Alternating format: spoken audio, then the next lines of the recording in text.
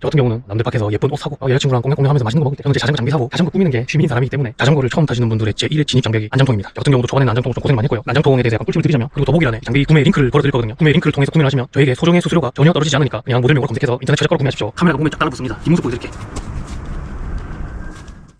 네, 반갑습니다. 여기는 일본 큐슈의 고시라고 하는 곳입니다. 지금 현재는 큐슈 자전거 여행을 마무리하고 집으로 돌아가려고 짐을 싸고 있었습니다. 살짝 스몰 토크를 하자면 여기는 정원이 딸린 일본 가정집 숙소인데요. 문제가 뭐냐면 어제 갑자기 일교차가 뚝 떨어졌습니다. 밤에 뭐 온도가 한 2도까지 떨어지더라고. 그래서 밤에 자는데 엄청나게 춥고 아침까지 춥더라고요. 그래서 왜 이렇게 춥지 싶어가지고 아침에 밖에 나가보니까 밖에 온도랑 집안의 온도랑 똑같아. 오, 일본 집은 단열이 안 되나? 일본 만화나 드라마 같은 거 보고 막 고타츠 찬양하는 게 많이 나오잖아. 사람들이 이걸 왜 찬양하는지 알겠다. 저기만 따뜻하고 다른 데는 다 춥다.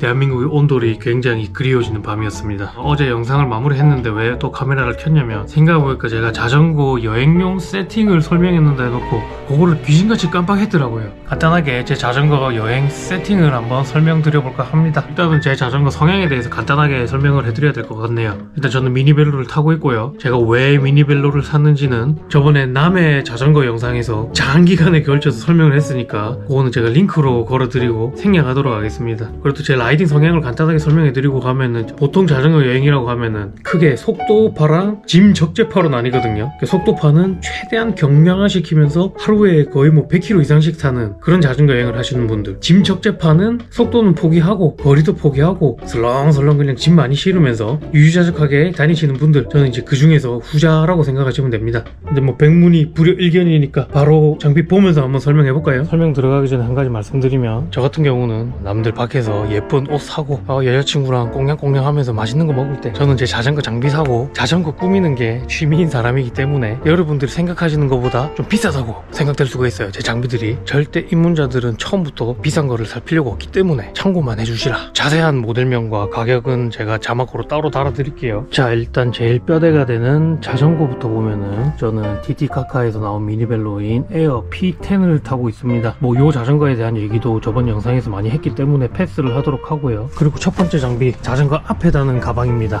얘는 라라라 투어링백 제일 큰 사이즈고요. 뭐 자전거 캠핑이나 자전거 여행을 기획하시는 분들이 있으면은 요 가방은 진짜 강추드립니다. 이 가방 같은 경우는 한번 사면은 진짜 오래 쓰기 때문에 가방은 좀 처음 살 때 좋은 거를 사면 좀 좋은 것 같습니다. 이 적재 공간이 상당히 많습니다. 요 앞에도 엄청나게 큰 적재 공간이 있고요. 옆에 요 메쉬에도 뭐 넣을 수 있겠죠. 여기 당연히 반대쪽에도 메쉬가 있고, 그리고 여기 보면은 제 손이 작은 편이 아니거든요. 더 다른 수납 주머니가 두 개가 있다. 그리고 이제 여기도 무슨 뭐 자전거 캠핑을 한다면 뭐 폴대 같은 거 걸 수 있겠죠. 아니면은 미니멀 텐트 같은 것도 걸 수 있을 거고. 그리고 안에 열어보면 안에도 적재 공간이 상당합니다. 자기가 정말 미니멀 캠핑을 추구한다고 하시면은 제 생각에 이 가방에 적재만 잘하면은 요 안에 캠핑 장비 다 들어갑니다. 그 정도로 아주 적재 공간이 크고 튼튼하고 만듦새도 좋은 가방이다. 그리고 요 가방을 자전거에 설치를 하려면은 미니벨로용 아답터가 필요하거든요. 아답터 종류를 잘 맞춰야 돼. 얘 같은 경우는 브롬톤용으로 나온 가방이기 때문에 브롬톤 아답터를 써야겠죠. 여기 이제 브롬톤 아답터고, 얘는 그리고 요 아답터를 연결할 때 이 아답터가 요렇게 딱 붙어 있으면은 가방이 요쪽에 장착이 되겠죠. 그러면 요 브레이크 선이랑 좀 간섭이 되는 것 같아가지고, 사실 간섭된다 해도 운전하는데 큰 문제는 없는데 그냥 핸들 돌릴 때 기분이 살짝 나빠. 그래서 요 트리고 연장 아답터를 설치해가지고 이렇게 살짝 앞으로 빼놨습니다. 아답터를 좀 외형을 중시하시는 분들은 조동아리가 길게 나온 게 마음에 안 들 수도 있는데 저는 기능파기 때문에 설치도 엄청 쉽거든요. 설치하는 거 한번 보여드릴게. 여기 뒤에 보면은 플라스틱 판때기가 있습니다. 여기 꽂히는 거, 여기에 그냥 이렇게 넣어서 이렇게 끼워주면 끝! 진짜 끝입니다. 뺄 때도 그냥 여기 밑에 레버 한 개 이렇게 툭 누르고 이렇게 빼면 끝입니다. 참 쉽죠? 그래서 저는 자전거 여행할 때 이 라라라 투어링 백에는 옷같이 부피가 큰 것들, 그리고 자잘한 잡동사니들 여기 다 넣어 다니고요. 쉽게 말하면 여기는 도둑 맞아도 되는 물품들을 넣어 다닙니다. 뭐 일본이나 한국 같은 경우는 워낙에 치안이 좋기 때문에 밥 먹고 식당 가거나 뭐 어디 갈 때도 요 가방은 여기 장착해 놓고 자전거 잠그기만 하고 그냥 갑니다. 한국이나 일본이 신기한 게 가방은 웬만하면 안 가져가. 이거 모르는 사람은 빼지도 못할 거야. 그리고 어차피 근데 치안 수준에 비해서 자전거는 신기하게 사람들이 잘 가져간다. 자전거만 잠궈 놓으면 된다. 그리고 핸들 쪽을 한번 보면 보시면은 얘는 이제 에르곤 그립입니다. 자전거 그립이라는 게 우리가 자전거를 탈 때 몸이 하중이 받는 부위 중에 하나가 또 손목 부분이잖아요. 그래서 그립은 좀 좋은 걸 샀습니다. 뿔이 좀 촌스러워 보일 수도 있는데 이 미니벨로 같은 경우는 로드의 드롭바랑 다르게 포지션 변경하기가 좀 어렵거든요. 그래서 평소에는 이렇게 타다가 좀 손목에 무리가 있으면 또 이렇게 타기도 하고 이렇게 바꿔가면서 타면은 장거리 여행도 아무 문제가 없다. 이 에르곤 그립도 가격이 한 7만원 정도 합니다. 생각보다 좀 비싼가요? 근데 제가 알리에서 한 2만원짜리 싸구려 그립을 써봤는데 아우 손목이 뭐 편하지도 않고 내구성이 안 좋아. 금방 부서지더라고. 그래서 이 그립 같은 경우도 이 에르곤 그립 전 세계에서 가장 좋고 유명한 그립이니까 한번 사놓으면은 거의 뭐 평생 쓰신다고 보면 됩니다. 아, 그립에도 돈을 아끼지 않는 거를 추천드립니다. 지금 장비 소개 2개 했는데 2개 전부 다 돈을 아끼지 말라 그러네. 그 다음에 얘는 그냥 알리에서 산 싸구려 속도계고요. 보통은 이제 가민 속도계를 많이 쓰시는데 거기에 막 GPS도 되고 기능도 많잖아요. 근데 저 같은 경우에 그냥 배터리 오래가고 속도만 표시되면 상관없기 때문에 그냥 싸구려로 한 개 샀습니다. 왜냐면은 저는 여기다가 폰을 거치해서 폰으로 내비게이션을 보거든요. 그래서 딱히 GPS 기능이 있는 속도계는 필요가 없다. 그리고 얘는 BM웍스에서 나온 폰 거치대고요. 아주 만듦새가 좋고 튼튼하게 만들어져 있습니다. 이 거치대 같은 경우는 요 나사만 잘 쪼아주면은 폰이 절대 빠질 리가 없다. 한 가지 단점이라고 하면은 이제 풀 때 또 나사를 풀어야 된다는 점. 이렇게 풀어야 되죠. 근데 이게 단점이긴 한데 풀기 쉬운 거는 웬만하면 사지 마세요. 풀기 쉽다는 말은 라이딩 중에도 떨어질 확률이 높다는 말입니다. 자전거 타다가 폰 떨어져서 폰 깨먹으면은 진짜 눈물 납니다. 제가 예전에 그렇게 해서 폰 한 개 해먹은 적이 있어가지고. 그리고 얘 전조등은 이제 중국의 락브로스라는 브랜드에서 나온 전조등입니다. 제가 야간 라이딩을 그렇게 즐겨 하진 않지만 근데 피할 수 없는 상황이 생기거든요. 그래서 항상 비상용으로 들고 다닙니다. 이 전조등 같은 경우는 제 생각에는 이제 중국 알리에서 사는 거를 좀 추천드립니다. 그립 같은 경우는 제가 샀다가 피를 봤지만 전조등이나 속도계 이런 거는 알리익스프레스가 가성비 최고다. 그 다음에 얘는 약간 보조 가방 느낌으로 턴 라이드 포켓이라는 가방이거든요. 가격은 5만원 정도 하고요. 이건 어디에 설치하냐면 여기 이렇게 설치를 합니다.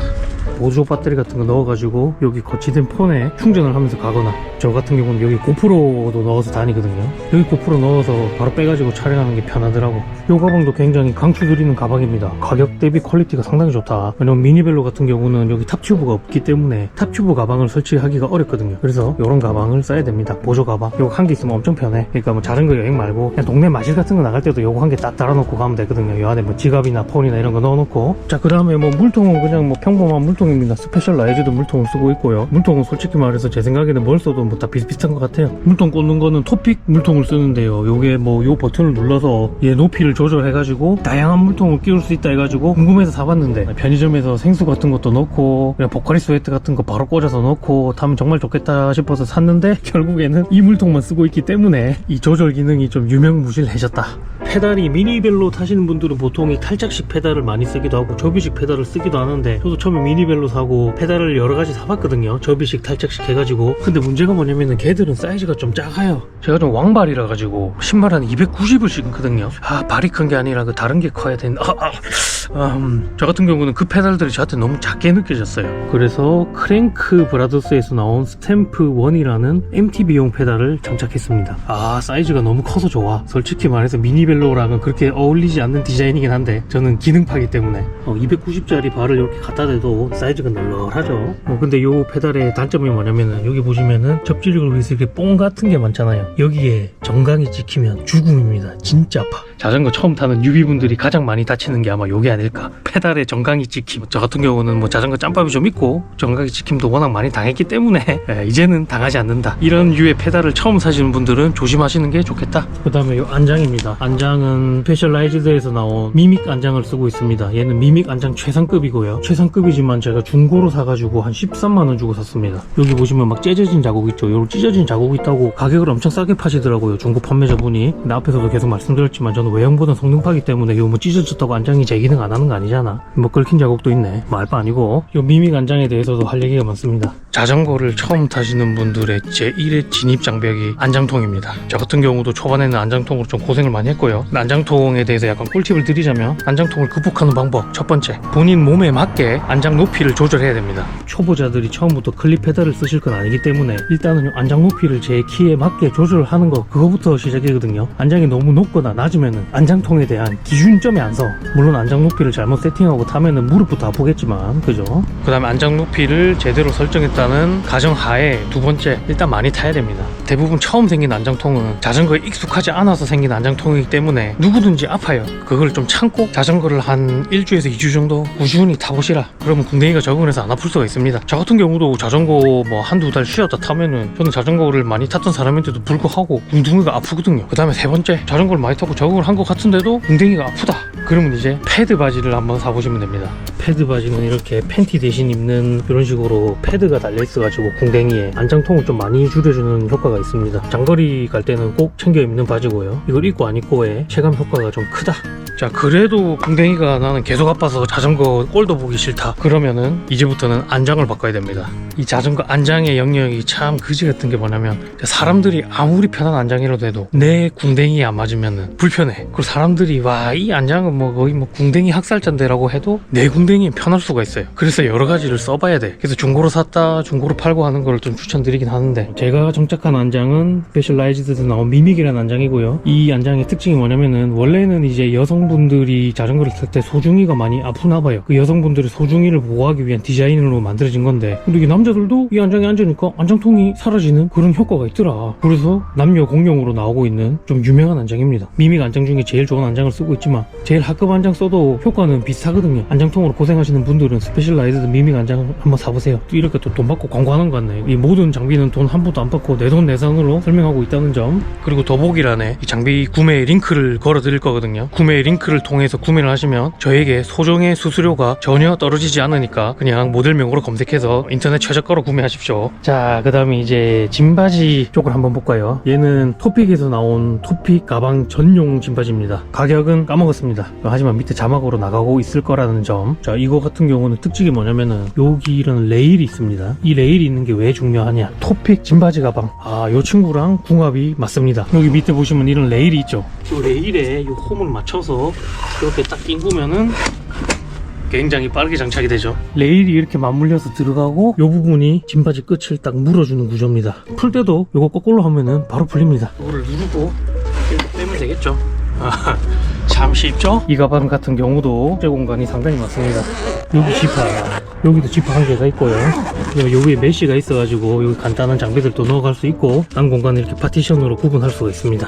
그리고 요 뒤에는 물통을 한 개 더 넣을 수 있습니다. 저는 물통 말고 다른 걸 넣어놨지만. 그리고 맨 뒤에 여기도 구미등 같은 것도 여기 달 수 있는 이런 링이 있다. 얘도 가격이 조금 나가지만, 제가 누누이 말씀드리지만 가방은 한번 사놓으면 거의 평생 쓰기 때문에 아주 추천하는 짐바지 가방입니다. 한 가지 단점은 요 레일 시스템을 만들기 위해서 좀 부속 장비가 많이 들어가다 보니까 자전거 가방 친구는 무게가 조금 나가는 느낌적인 느낌이 있습니다. 근데 어차피 미니벨로의 앞뒤로 가방 달고 다닌다는 것부터가 경량화는 포기를 한다는 말이기 때문에 무게가 조금 늘어나는 건 전혀 상관없다. 이 가방 같은 경우에 저는 이제 기중품을 많이 넣거든요. 지금 제가 아직 짐을 다 안 싸가지고 다 안 들어가 있긴 한데, 여기 뭐 카메라나 이제 고프로 배터리나 이제 뭐 SD 카드, 그런 절대 도둑 맞아서는 안 되는 것들을 여기 넣어가지고, 얘 같은 경우는 어디 뭐 식당을 가거나 쇼핑을 갈 때 자전거를 잠시 세워두잖아요. 이제 쉽게 탈부착이 가능하니까 무조건 빼서 손에 들고 다니는 가방입니다. 그 다음에 여기 끼워져 있는 얘는 뭐냐면, 얘는 초경량 배낭입니다. 이런 식으로 수납이 쉽게 가능한 배낭이고요. 요거 같은 경우에는 제가 이런 숙소에 자리를 잡고 큰 가방 2개를 숙소에 놔두고 가볍게 라이딩을 나갈 때 등에 매는 배낭입니다. 그러니까 요 배낭 안에 뭐 펑크 패치나 자물쇠, 바람막이 이런 간단한 옷들을 넣어 가고요. 그리고 또 요 친구, 얘는 또 리노워크에서 나온, 요것도 우리 중국산 브랜드거든요. 리노워크, 여기도 가방 좀 잘 만들어. 얘는 이제 미니벨로를 접어서 요 가방 안에 넣어서 들고 다닐 수 있게 해주는 제품입니다. 이게 한국 같은 경우에는 지하철이나 뭐 버스나 기차의 미니벨로 같은 경우에는 접기만 하면은 바로 적재가 가능하거든요. 근데 일본 같은 경우에는 미니벨로라도 접고 이런 가방이나 천 같은 걸로 자전거를 완벽하게 가려줘야지 적재가 가능합니다. 그리고 어차피 미니벨로의 장점을 잘 활용하려면은 중간중간에 대중교통으로 거리가 긴 구간은 점프해서 이동하는 게 저는 중요하다고 생각하기 때문에 이 가방을 가져왔고요. 이번 여행 내내 정말 유용하게 잘 썼습니다. 근데 뭐 이 친구의 단점을 굳이 뽑자 탔다면 생각보다 조금 무겁더라고. 저 같은 경우는 어차피 대중교통에 타기 위해서 자전거를 가리는 역할로만 쓰기 때문에 좀 더 경량을 했으면 좋았을 것 같은데 자전거 보호 기능을 추가한다고 하면 이 원단이 좀 두꺼워. 그리고 얘는 제가 자전거 타고 다닐 때 쓰는 카메라고요. 네, 지금 촬영하고 있는 고프로가 메인 카메라고, 요거 같은 경우는 중간중간 사진을 찍거나 인서트 컷을 딸 때 쓰는 카메라, 파나소닉에서 나온 LS100 마크2고요. 여행 첫날에 전원이 안 켜지는 고장이 나버려가지고 여행 내내 쓰지는 못했지만, 근데 LS100 마크2가 좀 베스트셀러라서 사람들이 많이 쓰거든요. 그래가지고 어느 정도 신뢰도도 있는 카메라인데 내 손에만 들어오면 고장나. 근데 뭐 잘못한 것도 아닌데. 제가 LS100 마크2를 소개하려고 한 건 아니고, 요거 있죠, 요거 이렇게. 얘는 한국에서 안 팔더라고. 그래서 제가 미국에서 직구해서 샀거든요. 상당히 비싼 돈을 주고 샀어요. 이 정도 돈의 값어치를 하는지까지는 잘 모르겠는데 어쨌든 어떻게 쓰는 건지 보여드릴게. 자, 보통은 카메라를 이렇게 목에 걸고 다니거나 이렇게 어깨에 걸고 다니잖아요. 그러면은 이렇게 해서 자전거를 타면은 이게 막 덜렁거려. 상당히 불편합니다. 제가 방금 소개해드린 이 제품을 쓰면은, 야, 이거 쇼핑몰 광고 같다. 이거 전부 다 내돈내산입니다. 미국의 이 중소기업이 내한테 광고를 줄 리가 없잖아. 야, 이렇게 탁 하면은 이렇게 덜렁거리지 않고 카메라가 몸에 쫙 달라붙습니다. 뒷모습 보여드릴게. 그러니까 이렇게 자전거를 타고 쑥 가다가 와, 사진 찍고 싶은 게 생겼다. 자전거 멈추고 이렇게 풀고 이렇게 해서 이렇게 사진 찍고, 다시 이렇게 뒤로 해서 이렇게 자석으로 간단하게 다시 자전거 타고 이렇게 하면 됩니다. 미국에서 직구할 정도로 야심차게 구매한 제품이지만 카메라가 고장나서 쓰지를 못했다. 이 정도 하면은 제 여행용 자전거 세팅은 다 보여드린 것 같고요. 뭐 그 외에도 뭐 자전거 장갑이나 헬멧이나 뭐 펌프, 뭐 펑크 키트, 뭐 신발, 뭐 양말, 그 다음에 뭐 옷 이런 거 있지만 그런 짜잘한 거는 그냥 다 설명 생략하겠습니다. 그거는 알아서 구매하시고. 그리고 아까 새벽에는 추워 죽는 줄 알았는데 지금 또 해가 뜨니까 더워 죽겠는데, 와, 오늘 일교차가 미쳤어요 정말로. 혹시 뭐 자전거 여행 세팅에 대해서 궁금하신 점 있으면 댓글로 달아주시고, 그럼 제가 최대한 상세하게 답변해 드리겠습니다. 저는 이제 짐을 다시 패킹해가지고 후쿠오카로 돌아가서 배 타고 다시 부산으로 돌아갈 겁니다. 그럼 오늘도 긴 영상 봐주셔서 감사하고 항상 안전한 라이딩 되시길 바라겠습니다. 오늘은 여기까지.